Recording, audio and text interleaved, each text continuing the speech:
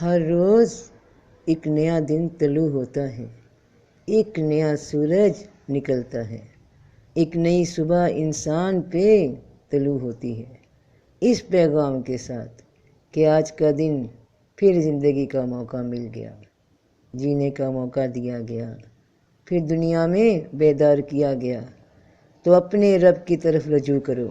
نہیں معلوم، کسی کو نہیں معلوم کہ کل کی صبح یہ موقع مل سکے یا نہیں، اور آج جتنا بھی شکر ادا ہو سکے اپنے پروردگار کا وہ ادا کیا جائے۔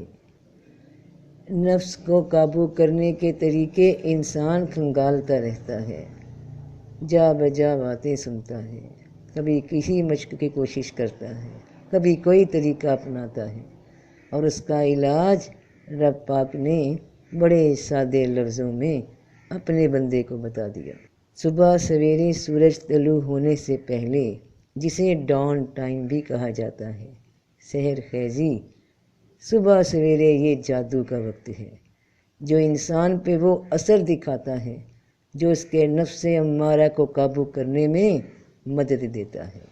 اے چادر اوڑھنے والے، رات کو قیام کر مگر تھوڑا سا حصہ، بے شک رات کا اٹھنا نفس کو خوب زیر کرتا ہے اور بات بھی درست نکلتی ہے۔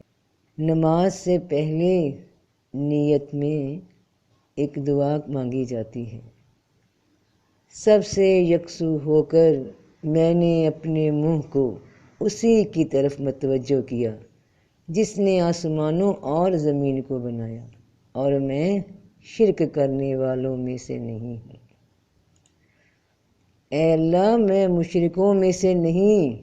میں نے نیند کو، نفس کو تیری عبادت سے بڑھ کر نہیں سمجھا۔ نفس تھپکیاں دے رہا تھا فجر میں اٹھنے کے وقت کہ سو جا، نیند پوری کر، مگر میں اٹھا اور اسی لمحے سے میں نے نفس کو پچھاڑ دیا۔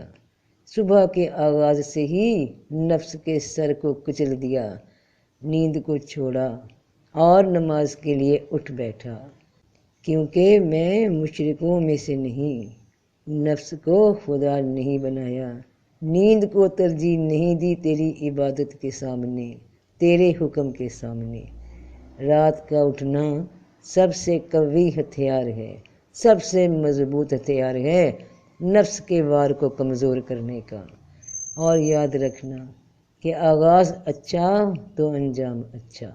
صبح اللہ کے حکم سے کی، اللہ کے حکم پہ کی، تو رات تک اس کے حکم پہ چلے گا۔